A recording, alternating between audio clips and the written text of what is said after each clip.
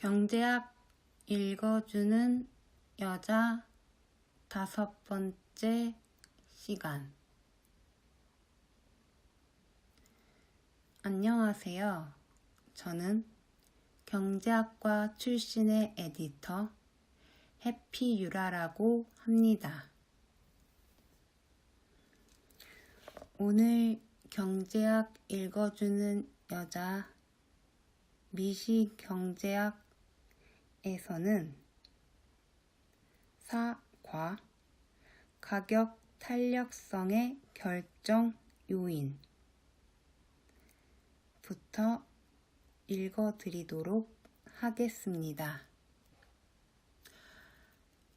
오늘 하루도 참 수고 많이 하셨고, 이제는 편안한 마음으로 꿀잠을 위해서 차분하게 청취를 해주시면서 자연스럽게 숙면에 빠져보시기 바랍니다.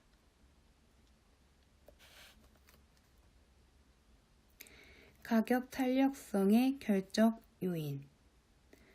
그렇다면 수요의 가격 탄력성을 크게 혹은 작게 만드는 요인들은 무엇일까?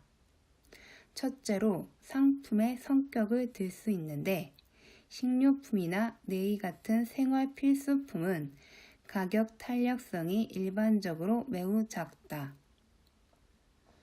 두 번째 요인은 대체재의 존재 여부로 소금이나 고추같이 적합한 대체재를 쉽사리 찾을 수 없는 경우에는 가격 탄력성이 상당히 작다. 중요한 부분인 것 같은데요. 적합한 대체재를 쉽사리 찾을 수 없는 경우에는 가격 탄력성이 상당히 작다. 이건 참 공감하게 되는 부분인 것 같습니다. 우리가 일반적으로 상품을 구입할 때 비슷한 수준의 대체재가 많으면 많을수록 해당 상품에 대한 고객 충성도가 떨어지죠. 그래서 가격이 낮을수록 경쟁력이 높아지게 됩니다. 다음, 마지막으로는 그 상품에 대한 지출이 가게의 전체 지출 중에서 차지하는 비중에 따라 가격 탄력성이 달라질 수도 있다. 이쑤시개나 양초처럼 전체 지출 중 아주 작은 부분만을 차지하는 경우에는 가격 탄력성이 그리 크지 않다. 뿐만 아니라 상품의 정의를 얼마나 넓게 혹은 좁게 내리느냐에 따라 가격 탄력성의 크기가 달라질 수도 있다. 예컨대 쌀, 보리, 콩, 팥을 각각 다른 상품으로 정의할 때 비해 이들을 모두 묶어 한 상품으로 정의하는 경우에서 가격 탄력성이 훨씬 더 적게 된다. 쌀 하나만을 놓고 볼 때 쌀값이 상승하면 다른 곡물로 수요가 옮겨가 쌀에 대한 수요의 가격 탄력성이 높게 나타날 수 있다. 그런데 그와 같은 수요 이전이 생겨도 곡물 전체의 관점에서 본 수요량에는 별 변동이 없고, 따라서 곡물 전체에 대해 잰 가격 탄력성은 낮은 값이 된다. 2. 기타의 수요 탄력성. 가격 이외의 다른 변수의 변화에 대해 수요가 얼마나 민감한 반응을 보이는지도 관심의 대상이 될 수 있다. 여러 가지 변수들의 움직임 중에서 특히 우리의 관심을 끄는 것은 소득 수준과 다른 상품의 가격에 발생한 변화다. 소득 탄력성. 수요의 소득 탄력성은 소득 수준에 생긴 작은 변화에 대해 수요가 얼마나 민감하게 반응하는지를 나타내고 있다. 소득에 생긴 변화와 그것으로 인해 생긴 수요량의 변화를 각각 M, Q, D로 표시하면 소득 탄력성의 산식은 다음과 같다. 여기에서는 가격 탄력성의 경우와 달리 부호가 붙이지 않았음을 볼 수 있다. 소득 탄력성의 경우에는 그 값이 양인가 아니면 음인가가 문제되기 때문에 원래의 값을 그대로 살려두어야 하기 때문이다. 우리는 소득 탄력성의 크기에 따라 상품의 성질을 다음과 같이 분류해 볼 수 있다. 다른 모든 조건이 동일할 때 소득의 증가가 그 상품에 대한 수요를 증가시키면 그 상품을 정상재, normal goods라 부르고 수요를 감소시키는 경우에는 열등재, inferior goods라고 부른다. 소득이 증가하면 수요가 줄어드는 열등재의 예로 싸구려 옷이나 버스 같은 대중교통 서비스를 생각할 수 있다. 그렇다면 수요의 소득 탄력성이 0보다 큰 상품이 정상재, 그리고 소득 탄력성이 0보다 작은 상품은 열등재인 셈이다. 한 걸음 더 나아가 정상재는 수요 증가율이 소득 증가율보다 더 크냐 아니면 작으냐에 따라 사치재와 필수재로 구분할 수도 있다. 즉, 소득 탄력성이 1보다 큰 상품을 사치재, 그리고 1보다 작은 상품을 필수재라고 부른다. 2. 교차 탄력성. 수요의 교차 탄력성. Cross elasticity of demand. 한 상품의 가격에 생긴 변화에 대해 다른 상품의 수요가 얼마나 민감하게 반응하는가를 나타낸다. 예컨대 X제의 가격에 생긴 PX만큼의 작은 변화가 Y제에 대한 수요를 QY만큼 변화시킨다면 교차 탄력성을 다음과 같이 구할 수 있다. 여기에서도 소득 탄력성의 경우와 마찬가지로 두 변화율의 비율에 마이너스 부호를 붙이지 않는다. 교차 탄력성은 고려 대상이 되는 두 상품이 서로 어떤 관계를 맺고 있느냐에 따라 그 부호와 크기가 달라진다. 만약 X제와 Y제가 서로 대체될 수 있다면 교차 탄력성은 양의 값을 가지며 대체성이 클수록 더 큰 값을 갖는다. 반대로 두 상품이 서로 보완 관계에 있다면 교차 탄력성은 음의 값을 갖고 보완성이 클수록 그 절대값이 커진다. 만약 교차 탄력성이 0에 가깝다면 두 상품에 대한 수요는 서로 독립적이라고 말할 수 있다. 2-3 시장 공급. 시장 공급 곡선.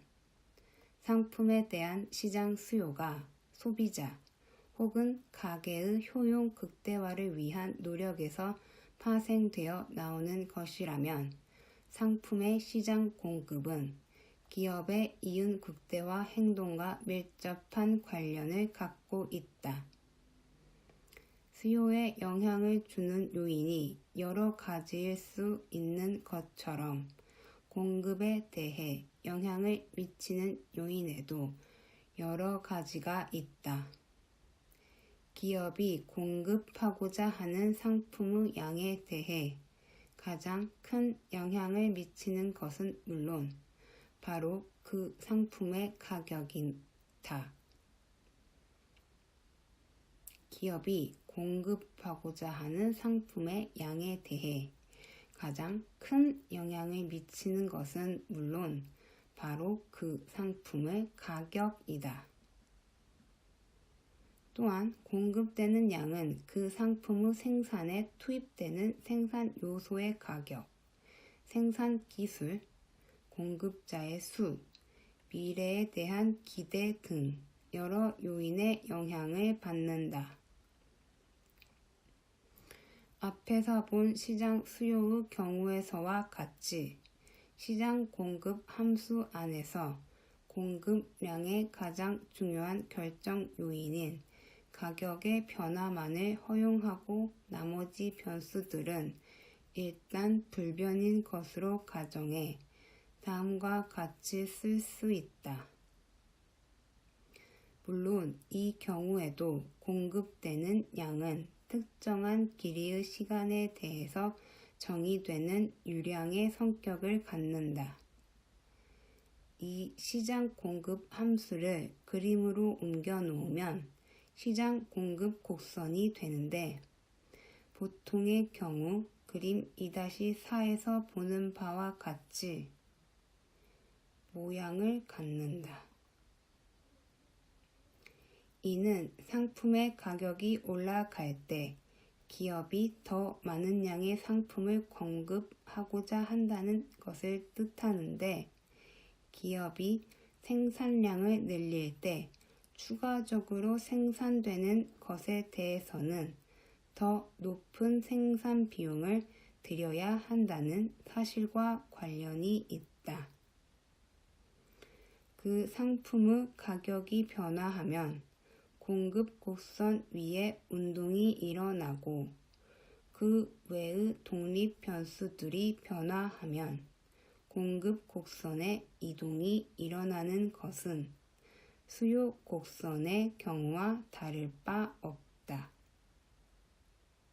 공급의 탄력성.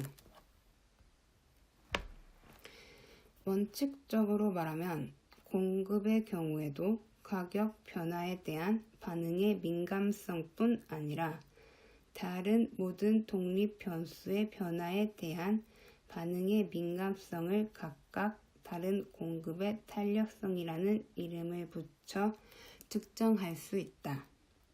그러나 공급의 경우 가격 이외의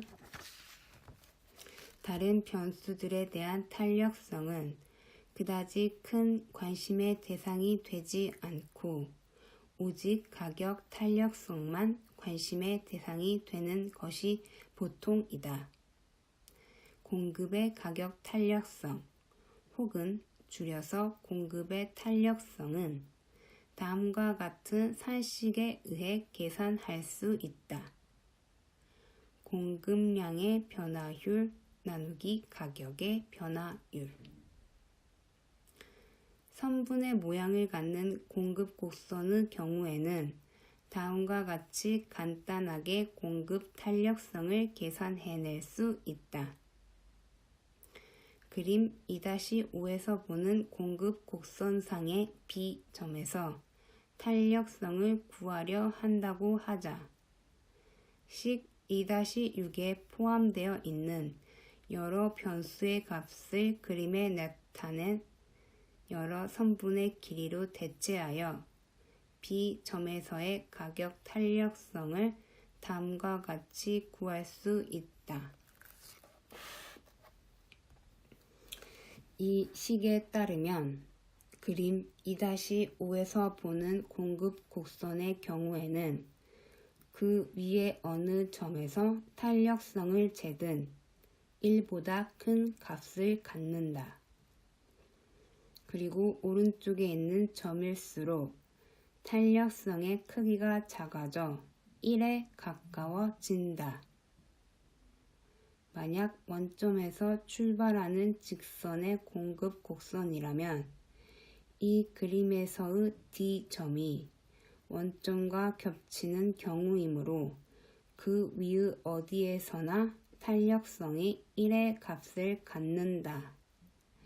다시 말해 그 직선이 어떤 기울기를 갖는지에 상관없이 또한 직선상의 어떤 점에서 탄력성이 구해지는지에 상관없이 항상 1의 값을 갖는 것이다. 한편 공급 곡선이 수평축에 닿는 점을 원점의 오른쪽에서 볼 수 있는 경우라면 1보다 작은 탄력성을 갖게 된다. 곡선의 모양을 갖는 공급 곡선의 경우에는 탄력성을 구하려는 점에서 접선을 그리고 그것이 수평축에 닿는 점의 위치를 보고 쉽게 탄력성을 알아낼 수 있다. 즉, 그 점이 원점의 왼쪽에 있으면 탄력성이 1보다 크고 원점의 오른쪽에 있으면 1보다 작다고 하면 되는 것이다. 특수한 경우로서 수직선의 모양을 갖는 공급 곡선은 어느 점에서 탄력성을 재든 0으로 나와 완전 비탄력적인 공급 곡선이라고 할 수 있다. 반면에 수평선의 모양을 갖는 공급 곡선은 모든 점에서 탄력성이 무한대가 되어 완전 탄력적인 공급 곡선이 된다. 공급의 탄력성에 영향을 주는 요소가 상당히 많이 있겠지만 중요한 것만을 골라보면 다음과 같다. 첫째로, 생산량이 증가할 때 생산 비용이 얼마나 급격히 상승하느냐가 영향을 주는데 이것이 급격히 상승할수록 공급은 비탄력적이 된다. 둘째로, 재화의 저장 가능성과 저장에 드는 비용도 관련이 있는데 채소나 생선과 같이 저장이 힘들고 비용도 많이 드는 상품일수록 탄력성은 낮아지게 된다. 마지막으로는 고려되는 시간의 길고 짧음도 탄력성에 영향을 줄 수 있다. 고려되는 시간이 길수록 생산 과정에서의 적응 능력이 커져 가격 변화에 대처할 수 있는 신축성도 커지므로 탄력성이 한층 더 커진다고 말할 수 있다. 요약 1. 시장이란 어떤 상품을 사고 팔기 위해 서로 접촉하는 개인들과 기업들의 모임으로 정의된다. 시장 기능은 가격이란 매개체를 통해 경제 주체들의 개별적인 행동을 조정하고 있으며 이상적인 조건이 충족된 상황에서는 효율적인 자원 배분을 가능하게 해준다. 2. 시장 수요 함수는 시장에서의 수요량과 이에 영향을 주는 가격, 소득 수준, 소비자의 수, 기호 등의 독립 변수와의 사이에 존재하는 관계를 함수로 나타낸 것이다. 이 독립 변수들 중에서 수요량과 가장 밀접한 관련을 갖고 있는 것은 고려 대상이 되는 상품, 그 자신의 가격이며 이것과 수요량 사이의 관계를 그림으로 그려놓은 것이 시장 수요 곡선이다. 수요의 가격 탄력성은 상품의 가격에 생긴 작은 변화에 대해 수요량이 얼마나 민감하게 반응하는가를 하나의 수치로 보여주고 있다. 그 밖에 독립변수에 생긴 변화에 대해서도 비슷하게 탄력성을 정의할 수 있으며 그 중에 많이 사용되는 것은 소득 탄력성과 교차 탄력성이다. 상품의 시장 공급은 기업의 이윤 극대화 행동과 밀접한 관련을 갖는다. 상품의 공급에 영향을 주는 주요 변수로는 상품의 가격, 생산 요소의 가격, 생산 기술, 공급자의 수, 미래에 대한 기대 등 여러 가지가 있다. 공급의 경우에 대해서도 가격에 생긴 작은 변화에 대한 공급량 반응의 민감성을 재는 탄력성의 개념을 도입할 수 있다.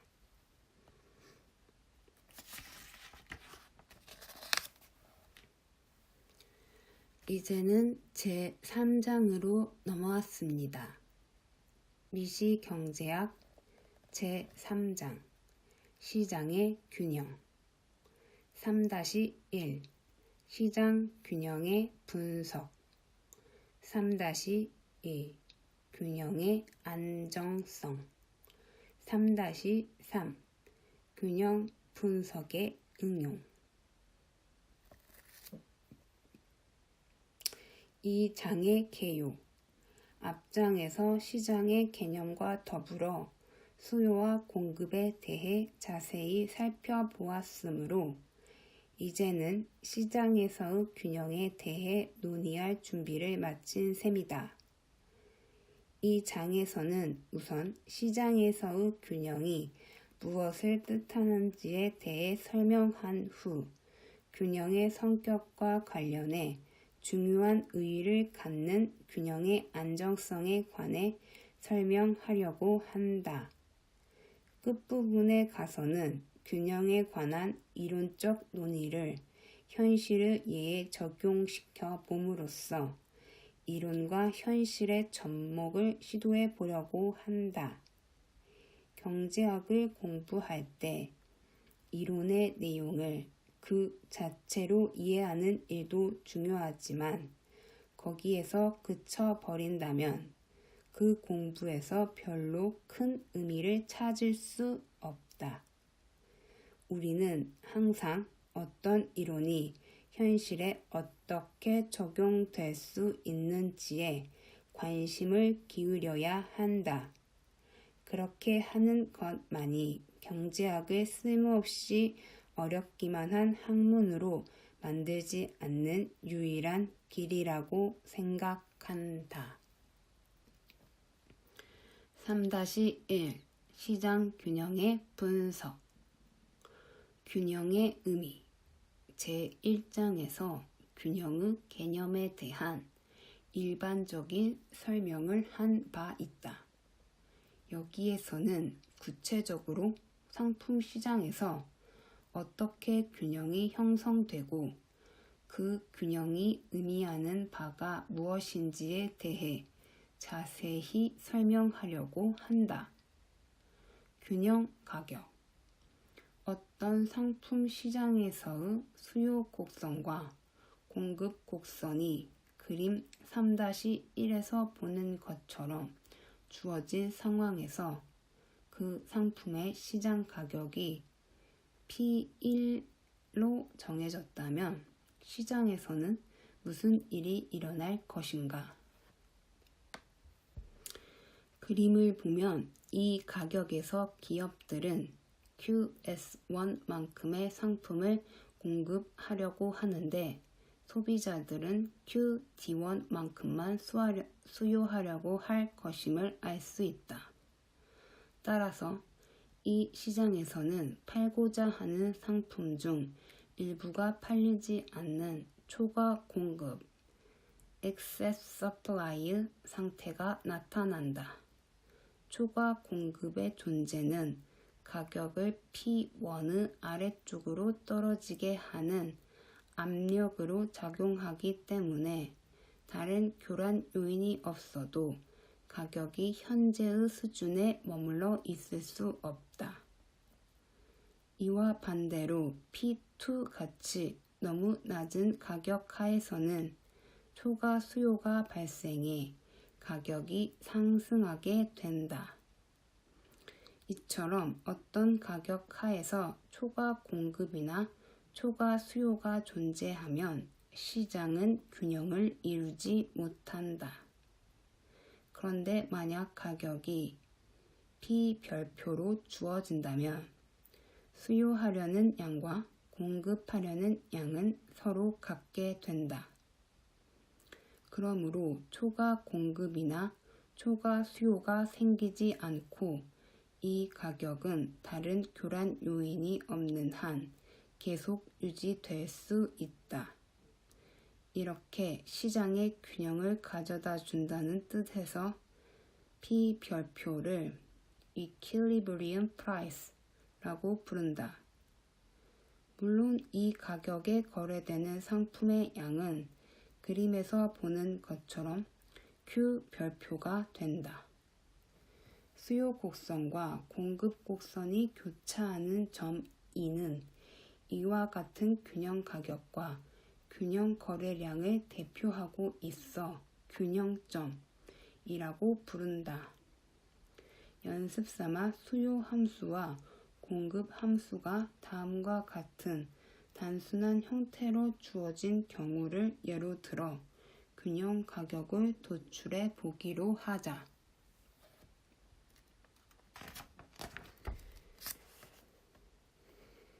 균형은 수요와 공급량이 맞아떨어지는 것을 뜻하므로 QD는 QS로 놓아 P에 대해 풀면 다음과 같은 균형 가격을 얻을 수 있다. 그 다음 이것을 식 3-1에서 보는 두 식 중 아무 것에나 대입하면 균형 거래량을 알아낼 수 있다. 우리가 배우게 될 이론 체계의 요체는 이처럼 균형 가격이 수요와 공급의 상호작용에 의해 결정된다는 기본 인식에 있다. 물론 현실의 시장 가격이 항상 균형 가격과 일치하리라는 보장은 없다. 시장 자체의 불안정성, 정부의 간섭 혹은 다른 교란 요인 때문에 시장 가격이 균형 가격과 다른 수준에서 형성되는 경우가 얼마든지 있을 수 있다. 그렇지만 대부분의 경우 우리가 현실의 시장에서 관찰하게 되는 가격은 이 균형 가격과 일치한다. 어떤 물건의 가치 혹은 가격을 결정해 주는 것이 무엇인가라는 물음은 Theory of Value의 중심 과제로서 오랜 시간에 걸쳐 많은 사람들의 관심을 끌어왔다. 고전파의 노동 가치설은 생산에 드는 비용을 강조한 반면 그 뒤를 이은 신고전파의 한계 효용 이론은 상품을 소비할 때 생기는 주관적 효용을 강조하였다. 전자는 공급의 역할을 중시하고 후자는 수요의 역할을 중시했던 것이다. 마샬은 수요와 공급이 마치 가위의 양날과 같아 가격을 결정하는데 모두 중요한 역할을 한다고 말함으로써 두 이론을 통합한 이론 체계를 제시했다. 어떤 상품의 가격이 수요와 공급의 상호작용에 의해 결정된다는 인식은 바로 이 마샬의 이론 체계의 바탕을 두고 있다. 이번 시간은 여기까지 읽어드리도록 하겠습니다. 다음 시간이 있을지 모르겠지만 경제학 읽어주는 여자 6번째 시간이 가능해지게 된다면 다음 편에서는 2장 부분 균형 분석과 일반 균형 분석을 읽어드리도록 하겠습니다. 그럼 이제 스르륵 꿀잠에 푹 편안하게 숙면을 취해 보시기 바라겠습니다. 안녕히 주무세요. 잘 자요.